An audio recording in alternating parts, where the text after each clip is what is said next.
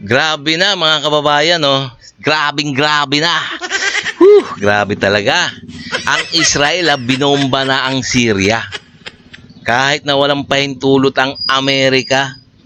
Ganyan kalupit ang Israel. Matindi to, no? At isa pa, itong ating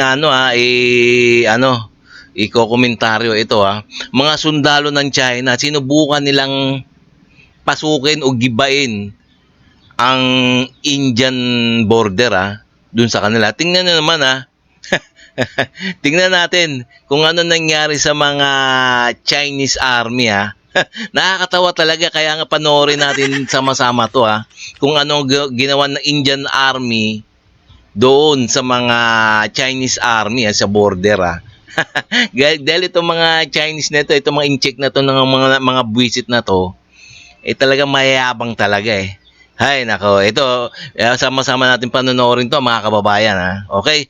So kung bago ka pa lang sa aking channel, please huwag ka munang lilipat At isa pa, please paki-like and subscribe na lang muna sa ating YouTube channel.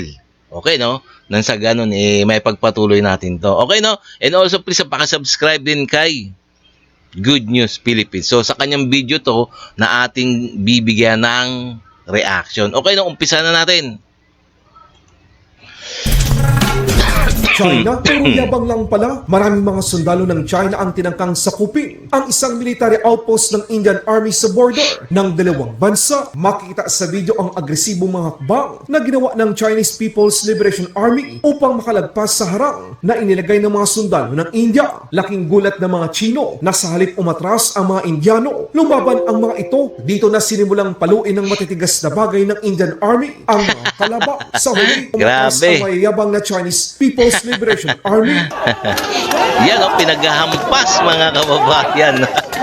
Kawawa mga incheck. Shut up! Ayan ang mga incheck pinagpapalulang ng mga kahoy ng mga Indian Army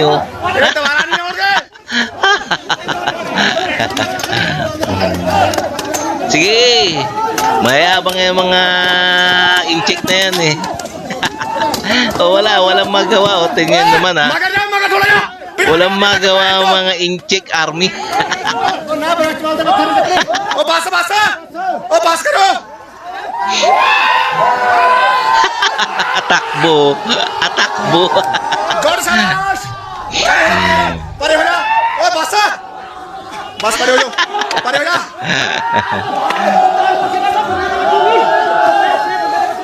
Takbo mga incheck, mga walang hiya talaga yan. Pinagpapalo sila ng kahoy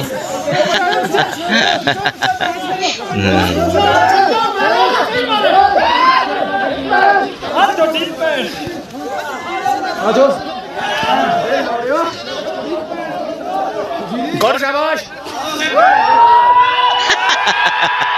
Tingnan nyo mga kababayan, tuwan-tuwa ang mga Indian Army.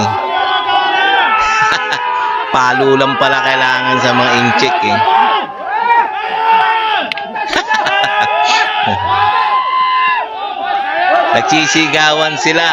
Nagsisigawan sa tuwa mga Indian Army mga kababayan. Sa West Philippine Sea, Amerika at Pilipinas nagtayo ng isang tinatawag na Fish Right Project, isang proyekto sa lokal na komunidad sa Palawan upang isumbong ang illegal, unreported at unregulated fishing. Ang pasilidad na ito ay pinunduhan ng Amerika at makakatulong sa mga Pilipino na bantayan ang sarili nating mga karagatan, lalong-lalo na ang West Philippine Sea na talamak ang illegal na pangisda na ginagawa ng mga barko ng China. Umalma naman ang Chinese Foreign Ministry dahil ang programang ito ay posibleng ginagawa daw upang itarget ang China. 我们注意到了有关报道， Tingnan nyo mga kababayan Nagre-reklamo din ang mga incheck na to na buwisit. 将密切关注有关情况。中方一贯认为，国与国之间开展交流合作，应当有助于增进地区国家间的相互理解与信任，有利于促进地区的和平稳定。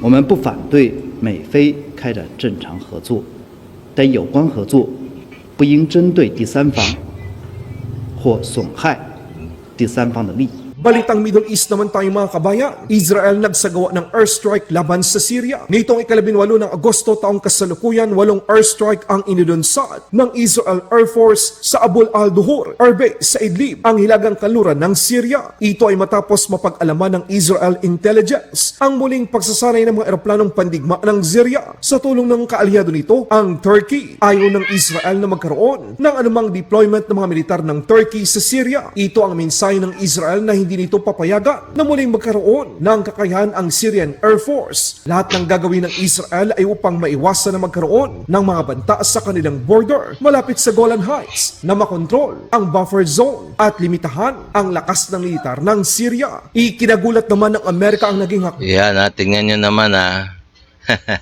Talagang atapang at tao.